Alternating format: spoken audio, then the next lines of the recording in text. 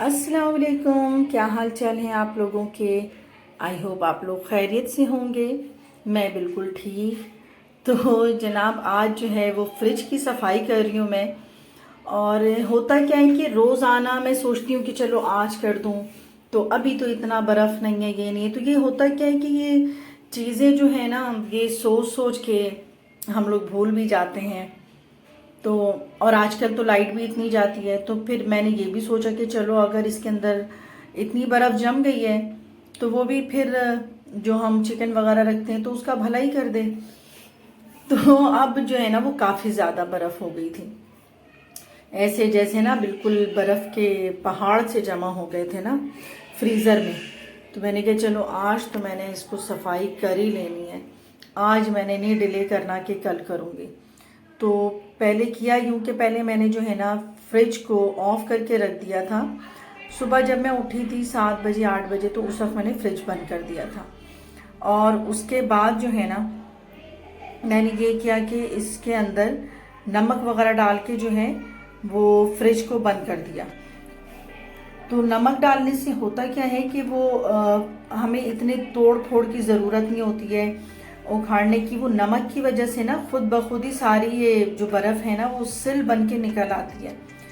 तो यहाँ पर देखिए ये इतनी इजीली हो गया ना, मुझे इसमें कुछ मारना पड़ा डंडे और ना छुरियाँ मारनी पड़ी।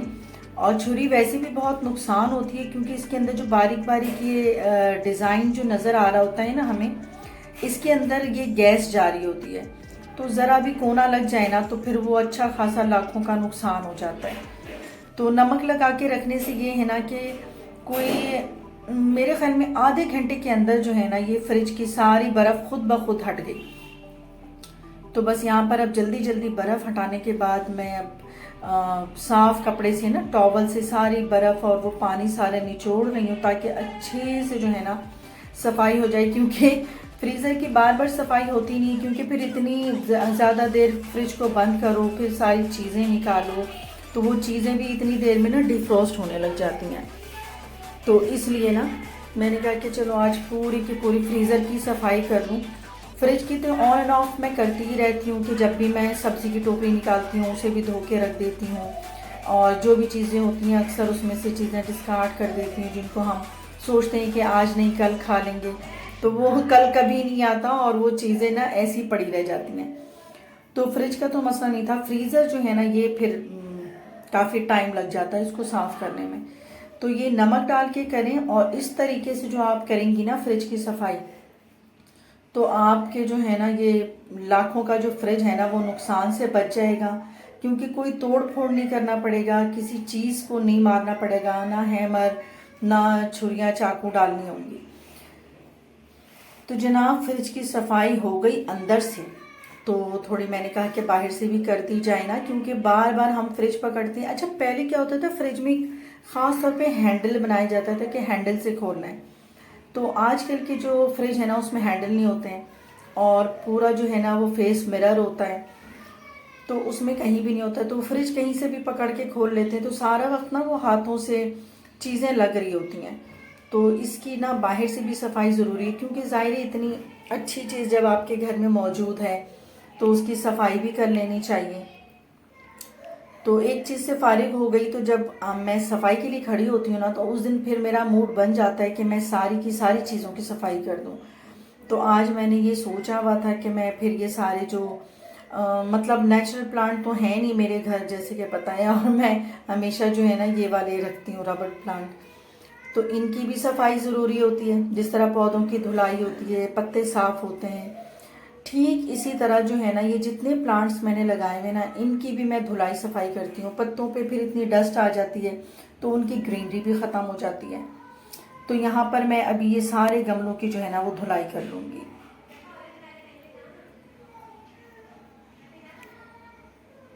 तो जनाब अब मैं आ गई हूँ ऊपर वाले फ्लोर पे। काफ़ी दिनों से इधर की भी सफाई नहीं हो रही थी, मतलब वो 2 फ्लोर जो है ना वो तो ज़्यादातर हमारे इस्तेमाल में रहते हैं, तो ये 3rd फ्लोर जो है ना बहुत कम यूज़ में होता है। तो अब जाहिर है कि जब फर्नीचर है ना तो फिर इतनी सफाई भी होती है, जितनी घर में चीज़ें होंगी ना घर में जितना भी सामान होना उसकी सफाई तो मस्ट है। तो बस ऊपर आने से ज़रा मैं चौंक जाती हूँ और 2-3 दिन के बाद ही अमूमन आती हूँ और फिर ऊपर सफाई करवा लेती हूँ। बस बच्चे मूवी शूवी देख लेते हैं ऊपर आकर। तो जनाब आज जो है ना वो है 11वीं शरीफ। तो ये सारी सफाइयाँ भी मैं इसीलिए कर रही हूँ कि 11वीं शरीफ की वजह से पूरे घर की मैं डीप क्लीनिंग करवा रही हूँ। तो 11वीं शरीफ के लिए 21 किलो दूध जो है ना वो सुबह से चूल्हे पर चढ़ा दिया हुआ था। मैं सफाई में लगी हुई थी और जो मेरी फ्रेंड है एनी, जो कि मेरे साथ हमेशा होती है, तो वो खीर की तैयारी कर रही थी इधर।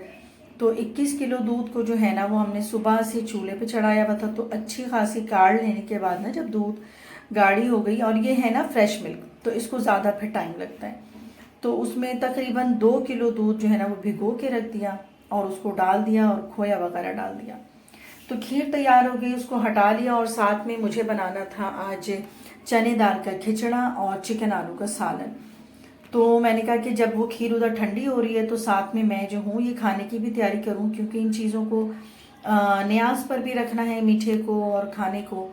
तो बस मैंने खिचड़ी की तैयारी शुरू की। पहले घी के अंदर मैंने गरम मसाले कुछ डाले जो भी होते हैं, और साथ में कच्ची प्याज मैंने पीस ली थी 3 से 4।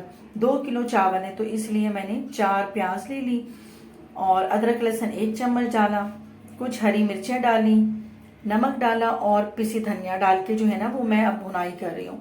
और दूसरी साइड जो है वो चिकन आलू का सालन तैयार कर रही हूँ। तो चिकन भी 2 किलो है और चावल भी 2 किलो हैं, और चावलों के अंदर जो मैंने चने की दाल डालनी है ना वो आधा किलो है। तो उसको मैंने रात ही भिगो दिया था, तो सुबह जो है ना वो सिर्फ 10 मिनट के अंदर जो है ना उसके चने की दाल गल गई। तो बहुत ज़्यादा मुझे प्रेशर भी नहीं लगाना पड़ा। तो चने की दाल ऐसी हो ना कि खड़ी खड़ी हो, निखरी निखरी सी दाल हो। तो मसाला जो है वो देखिए भुन गया और इसका ऑयल भी सेपरेट हो गया है।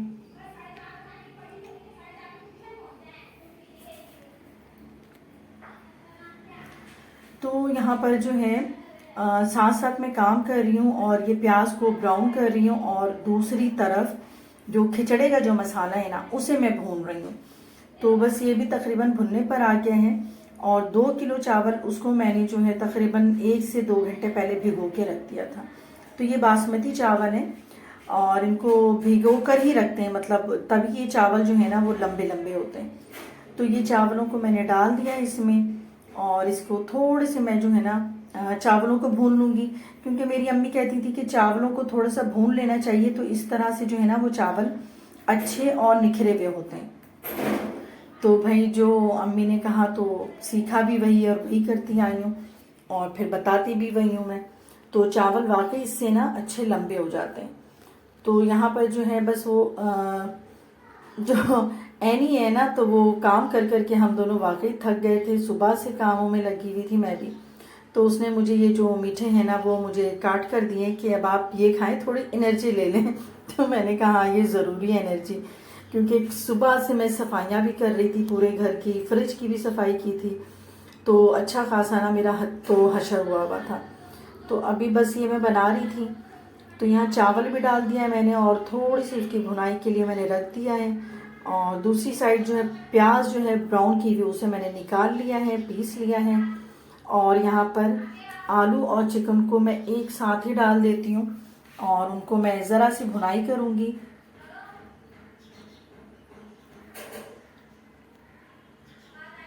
ये है देखिए चने की दाल, तो ये ना खड़ी खड़ी होनी चाहिए। बहुत ज़्यादा नरम हो जाएगी तो वो चावलों में जाके ना ये फिर नहीं आपको मज़ा देगी। तो यहाँ पर आधा किलो दाल है, इसको मैंने बॉईल किया हुआ था, इसको डाल दिया है। अब बस इसको थोड़ी सी भुनाई करूँगी और गर्म पानी करके रखा हुआ है, तो साथ में फिर गर्म पानी इसके अंदर डाल दूँगी, इतनी कि जितनी इसको चाहिए। जैसा अमूमन होता है कि 1 इंच जो है ना वो चावलों से ऊपर पानी हो, तो ये डाल दूँगी मैं। तो जैसा कि आज 11वीं है, तो 11वीं में मेरे यहाँ फिर यही होता है कि 21 किलो की खीर बनती है और खाने पर भी होता है। मेहमान भी आएंगे अभी, तो सारी सफाइयाँ और सारी चीज़ें तो कर ली हैं, बस अब ये कुकिंग का काम रह गया है। तो बस ये भी अब होने ही वाला है, क्योंकि खीर बनाने में असल ना वो बहुत ज़्यादा टाइम लग जाता है।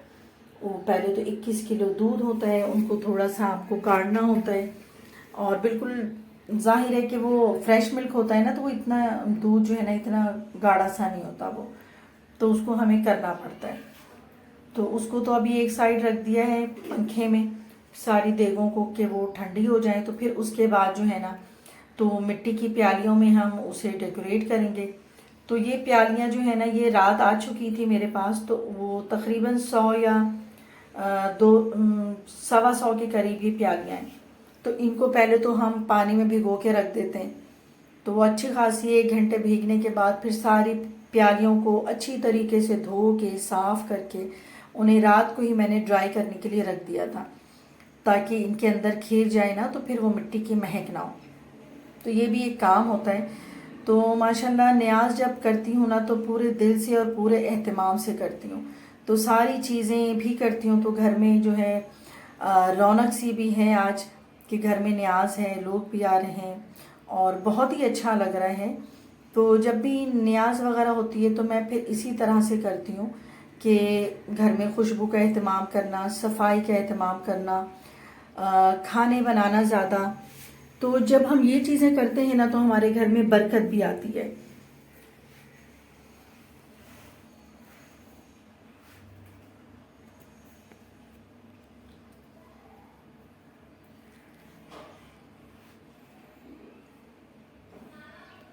चिकन की भुनाई के बाद ना जो प्याज मैंने ब्राउन किया हुआ था वो पीस के मैंने डाल दिया। अब साथ में ड्राई मसाले जैसे नमक, हल्दी, पिसी मिर्चें, पिसी धनिया ये डाल के ना इनको भी अच्छी तरीके से भूनना है, इतना कि जो ऑयल है ना वो सेपरेट हो जाए।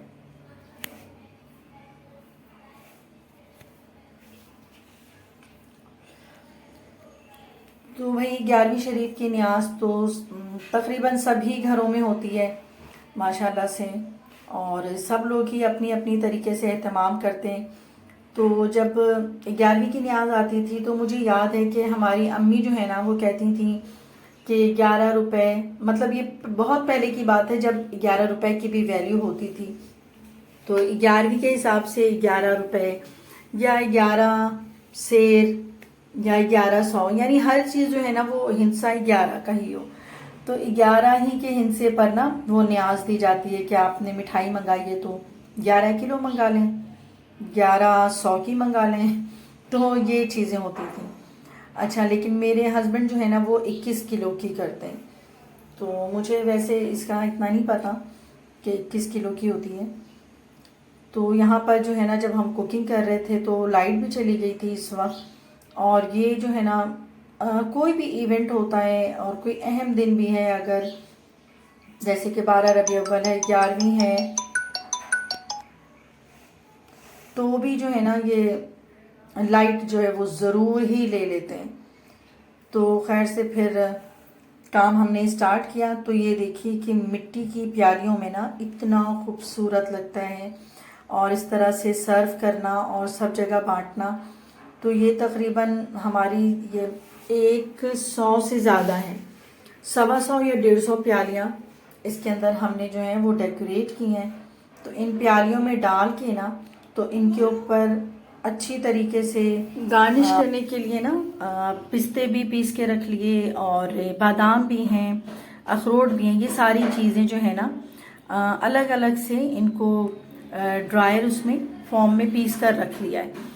तो जब ये सारी कटोरियों में निकल जाएंगी ना तो इसके बाद इन सब में बादाम, पिस्ता और खोए की जो है ना ऊपर से हम छिड़काव करेंगे।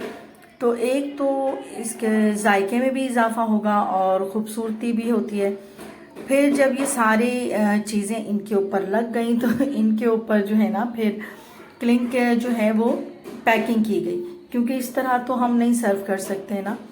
तो ये काफ़ी मेहनत भी है और खूबसूरत भी लगता है ना इस तरीके से कि जब हम बहुत अच्छी चीज़ों को जब किसी को पेश करते हैं, किसी के आगे, किसी बुजुर्ग के आगे न्याज पेश करते हैं, तो उसको बेहतर से बेहतरीन अंदाज में जो है ना हमें देना चाहिए। तो यहाँ पर सारी चीज़ें जो हैं वो अब टेबल पर लगा दी हैं और अब न्याज देंगे इस पर, और फिर इसके बाद जो है जो मेहमान है घर पे वो तो खाना खाएंगे। और बाकी चीज़ें जो हैं, जो खीर है, वो हम बांटने के लिए भेज देंगे। तो अल्लाह ताला हमारी इस न्याज को कबूल करे, और जिन लोगों ने भी न्याज दी है उन सब की न्याज को अल्लाह ताला कबूल करे। आमीन सुम्मा आमीन। तो मेरा ये ब्लॉग आज का कैसा लगा ज़रूर बताइएगा, और आप लोग लाइक भी कीजिएगा, शेयर भी कीजिएगा, सब्सक्राइब कीजिएगा। तो बस अब मैं यहाँ इजाज़त चाहूँगी। अपनी दुआओं में मुझे और मेरी फैमिली को ज़रूर याद रखिएगा। अल्लाह हाफिज़।